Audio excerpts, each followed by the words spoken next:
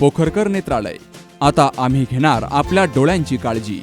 मोतीबिंदू, काचबिंदू आणि medical retina specialist doctor Santosh Kishor Pokharkar यांचे पोखरकर नेत्रालय. ठिकाण कीर्ती प्लाझा, एसटी स्टँड जवळ जुने तांबे हॉस्पिटल समोर, संगमनेर. संपर्क 8108 1763 65. नगरच्या तपोवन रोडवर झालेल्या अपघातातील व्यक्तींना भरपाई करून देण्याची बुलाखे कुटुंबियांनी जिल्हा पोलीस अधीक्षक यांच्याकडे मागणी केली आहे. तर तोफखाना पोलीस ठाण्याचे निरीक्षक मधुकर साळवे हे त्या गुन्हेगारांच्या बाजूने बोलतात, असा आरोप बुलाखे यांनी केलाय. नगरच्या तारापूर या ठिकाणी राहणारे फिलिप बुलाखे हे त्यांच्या मुलीला तपोवन रोडवरील एकता कॉलेज येथून आपल्या शाईन कंपनीच्या दुचाकीवरून घरी घेऊन जात असताना तपोवन रोडवरील नायरा पेट्रोल पंप या ठिकाणी एका ह्युंदाई कंपनीच्या MH16 CQ 8918 या वेणू गाडीनं अंधाधुंदीनं जोराची धडक दिली. त्या धडकेनंतर चालकानं तिथून पळ काढला. मात्र या धडकेत फिलिप बुलाखे यांच्या दोनही पायांना आणि मुलगी महिमा तिच्या कमरेला गंभीर दुखापत झाली. ती उभी देखील राहू शकत नाही.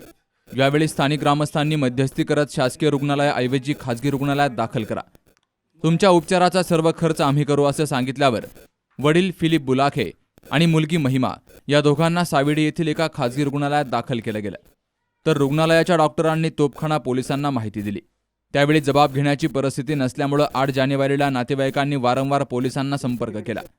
फिलिप बुलाखे यांचा जबाब नोंदवला गेला. मात्र पोलीस हे जबाब नोंदवून घेण्यास टाळाटाळ का करत होते, तरी देखील आज तागायत कोणत्याही प्रकारची त्या व्यक्तीवर कायदेशीर कारवाई झाली नाही. तोफखाना पोलीस ठाण्याचे निरीक्षक मधुकर साळवे हे त्या गुन्हेगारांच्या बाजूने बोलून माझ्या कुटुंबाला अरेरावीची भाषा करून दमदाटी करतायत, असा आरोप फिलिप बुलाखे यांनी केलाय. माझी मुलगी एकता कॉलेज या कॉलेजमध्ये शिकत आहे. तिचं लास्ट इयर आहे. लास्ट इयरचं वर्षामध्ये तिचे एक्झाम होते. एक्झामसाठी तिला मी कॉलेजला सोडून आलो आणि त्याच्यानंतर कॉलेज सुटल्याच्यानंतर तिने मला फोन केला, डॅडी मला घ्यायला या. मी तिला गाडीवर बाईकवर घेण्यासाठी जात असताना, घेऊन येत असताना माझ्या मुलीला आणि मला नायरा पेट्रोल पंप जुना पाडका महाल तपोवन रोडला आमचा अपघात झाला. त्या अपघातामध्ये माझी मुलगी आणि मी गंभीररित्या जखमी झालो. कमीत कमी त्या वाहन चालकाने ज्या गाडीने आम्हाला उडवलं त्या गाडीचं MH16 QC CQ 8918 हा क्रमांक आहे. त्या गाडीने आम्हाला भरधाव वेगाने कुठल्याही रस्त्याची त्यांनी म्हणजे परिस्थितीकडे दुर्लक्ष करून गाडी चालवत होता आणि त्या गाडीच्या पुढे L असं लिहिलेलं होतं, म्हणजे लर्निंग लायसन त्याचं होतं. आणि त्या गाडीचं इन्शुरन्स पण संपलेलं आहे. कारण ज्यावेळेस आम्हाला दोघांना, माझ्या मुलीला मला उडवण्यात आलं त्या टायमाला मी त्या गाडीवाल्या सांगते बोललो असतो. गाडीवाला मला बोलला, काका मी 1च महिना आलो गाडी शिकलो आणि गाडी मी चालवत आहे. तर मी त्याला बोललो, मूर्खा तुला जर गाडी चालवत आहे गाडी रोडवर आणायची कशाला. त्याने अशा भरधाव वेगामध्ये आम्हाला 3 ते 4 जणांना उडवलं होतं. त्याच्यामध्ये मी आणि माझी मुलगी, एक साळवे म्हणून एक बंधू होते, त्यांना पण उडवलं. ज्यावेळेस आम्ही हॉस्पिटलला घेऊन जात होते त्यावेळेस एक नगरकर महाराज म्हणून आहे, त्यांच्या आम्ही कारमध्ये तिथून हॉस्पिटलला सिव्हिलला येत असताना आम्ही त्यांना बोललो आम्हाला सिव्हिलला घेऊन चला. ते नगरकर महाराज स्वतः बोलले, तुम्ही सिव्हिलला वगैरे जाऊ नका, कारण जर गेलं तुम्हाला लवकर चालता यावं तर तुम्ही शाही माऊली या हॉस्पिटलला जा, तिथे तुम्हाला योग्य ट्रीटमेंट मिळेल, उपचार मिळेल. मग आम्हाला त्यांनी शाही माऊली हॉस्पिटल, हे भिस्तीबाग चौकामध्ये हॉस्पिटल आहे, त्या हॉस्पिटलमध्ये आम्हाला त्यांनी तिथे नेऊन ॲडमिट केलं असताना त्यांनी दुसऱ्या दिवशी आम्हाला विचारपूस करण्यासाठी आले आणि नगरकर महाराज स्वतः बोलले, मी सर्व तुम्हाला मॅनेज करून देईन, आमच्यासारखे तुम्हाला माणसं मिळाले, तुम्ही काही टेन्शन घेऊ नका. मी त्यांना सांगितलं, ही गाडी दुसऱ्याची आहे, माझ्या मुलीचं शिक्षण आहे, पुढं माझ्या मुलीचं करिअर आहे, याच्यासाठी मला आता काय मदत काय मिळेल. तर मला बोलले की तुम्ही काही टेन्शन घेऊ, आम्ही सर्व काही व्यवस्थित तुमचं करून देऊ. आणि नगरकर महाराजांनी स्वतः आम्ही घेतली आणि त्याच्यानंतर ते स्वतः सातत्याने आमच्या संगती राहिले, आम्हाला कॉन्टॅक्टवरती बोलायचे.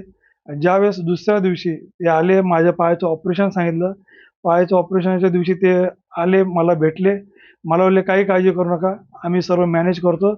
आणि जे इथलचे पोलीस वरिष्ठ निरीक्षक अधिकारी मधुकर साळवे म्हणून आहेत, त्यांच्या संगती त्यांचं बोलणं झालं. माझा मुलगा, माझे जावई त्या ठिकाणी जो आरोपी होता ज्याने आम्हाला उडवलं, अपघात केला, त्याला घेऊन त्या ठिकाणी ते त्यांच्या संगती बोलाचाल झाली. पण मधुकर साळवे यांनी त्यावेळेस सांगितलं, तुम्ही तुमच्यात आपसात काय बोलणं होत असेल तर तुम्ही पाहून घ्या, मी मध्यस्थी करेन.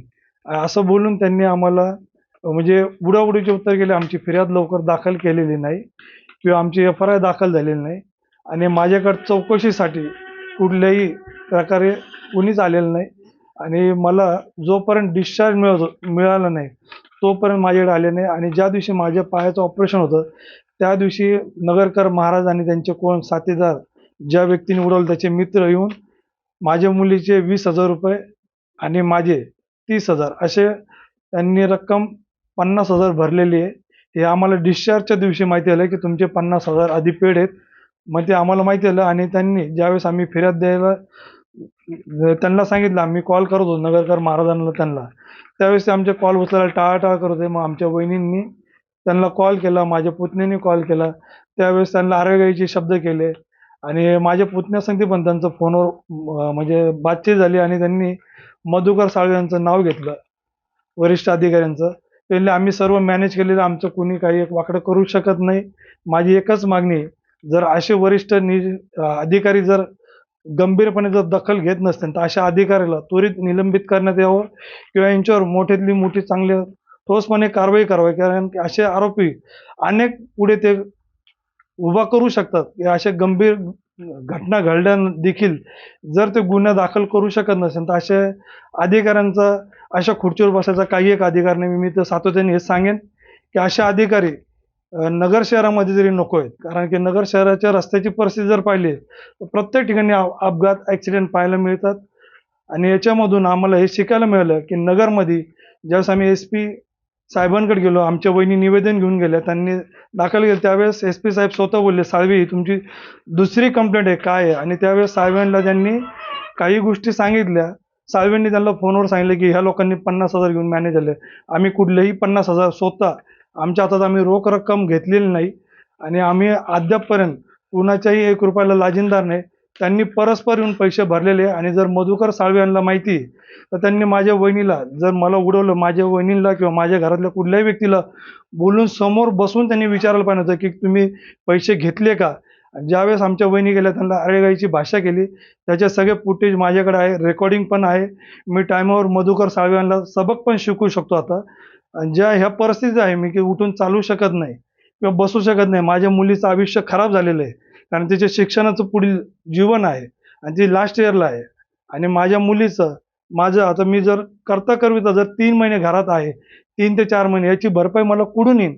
आणि मी सुट्टी सँक्शन करून नव्हतो आलेलो, त्याच्यामुळं ही परिस्थिती माझ्यावर आलेली आहे. मला प्लीज न्याय मिळवून द्यावा ही माझी नम्र विनंती. अशा लोकांवर साळवे साहेब झाले किंवा ज्या अपराध्यांनी मला उडवलेले त्याच्यावर कठोरातली कठोर कारवाई होईल आणि मला न्यायमूर्तीने मला याच्यासाठी न्याय मिळवून द्यावा हीच माझी नम्र विनंती राहील. या सर्व घडलेल्या घटनेचा संपूर्ण तपास करून या व्यक्तीवर गुन्हा दाखल करावा आणि या अपघाताची नुकसान भरपाई द्यावी अशी मागणी जिल्हा पोलीस अधीक्षक यांच्याकडे निवेदनातून केली गेली आहे. Shubham Pacharne, C News Marathi, Ahmednagar. कुठे हॉस्पिटल आणि लेप्रोस्कोपी सेंटर, हाडांच्या फ्रॅक्चरच्या सर्व प्रकारच्या शस्त्रक्रिया, दुर्बिणीद्वारे सांध्याच्या शस्त्रक्रिया, दुर्बिणीद्वारे गुडघ्याच्या दोरीच्या शस्त्रक्रिया, modular operation theatre, ICU, ventilator, pathology lab, x ray, 24 तास औषधालय, generator backup, deluxe, semi deluxe, special, semi special rooms, cashless mediclaim, सर्व प्रकारच्या शासकीय विमा योजना, रुग्णांची आपुलकीने काळजी घेणारं सुसज्ज, स्वच्छ, प्रसन्न रुग्णालय, Kute hospital and laparoscopy centre, Tajane Mala, नवीन नगर रोड, संगमनेर, जिल्हा अहमदनगर.